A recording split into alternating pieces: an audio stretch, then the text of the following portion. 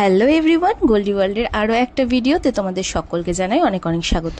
দীর্ঘক্ষণ লাইনে দাঁড়িয়ে অপেক্ষা না করে তোমরা কিভাবে নৈহাটির বড়মার কাছে পুজো দিতে পারবে, তার সাথে একই জায়গা থেকে পুজোর ডালাও পেয়ে যাবে, সেই ইনফরমেশন আজকে তোমাদের সাথে শেয়ার করব। দিনটা ছিল শুক্রবার। ভোর 6টা বাজতে না বাজতেই আমি মাম্মাম মানে শাশুড়ি মা আর অভি গাড়িতে উঠে পড়লাম। সত্যি বলতে এই দিনকে ওয়েদারটাও কিন্তু আমাদের ফরে ছিল, একটুও রোদ ছিল না, দারুণ সুন্দর মেঘলা ওয়েদার ছিল।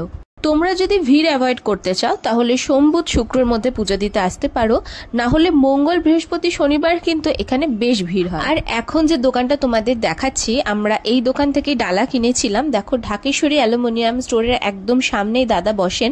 তোমরা যদি অঞ্জলি দিতে চাও তাহলে অবশ্যই চেষ্টা করবে সকাল 8টার মধ্যে পৌঁছানোর। এই দোকানের কার্ডের স্ক্রিনশটটা অবশ্যই তোমাদের কাছে রাখো, কারণ দাদা বলেছিলেন বাইরের থেকে যারা পুজো দিতে আসছে, যারা অনেকক্ষণ লাইনে দাঁড়াতে পারবে না, উনারা কিন্তু তাদের জন্য লাইনে দাঁড়িয়ে থাকবে, তোমরা এসে শুধু পুজোটা দিয়ে দেবে।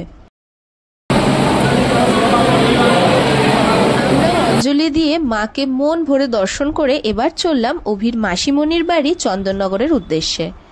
ভোর থেকে নির্জলা উপোস থাকার পর মাসিমণির বাড়িতে গিয়ে সবার প্রথমে ব্রেকফাস্ট করে নিলাম। তারপর লাঞ্চ করে একটু রেস্ট নিয়ে আমরা চলে গেলাম চন্দননগর গঙ্গার ঘাট। তোমরা তো জানো নতুন শহর, নতুন জায়গা ঘুরতে আমার কতটা ভালো লাগে।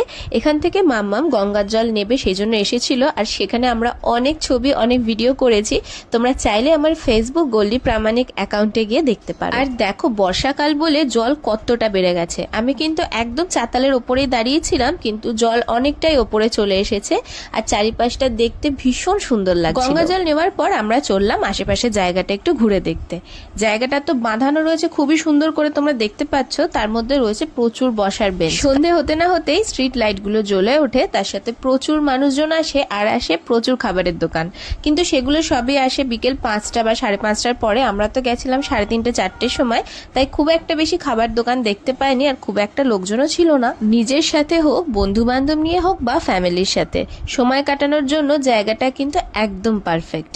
সারাদিন অনেক ঘোরাঘুরির পর এবার বাড়ি ফেরার পালা। ভিডিওটা কেমন লাগলো অবশ্যই জানিও, ভালো লাগলে একটা লাইক করে দিও। চ্যানেলটা কিন্তু সাবস্ক্রাইব করতে ভুলো না। দেখা হবে খুব তাড়াতাড়ি নতুন একটা ভিডিও নিয়ে।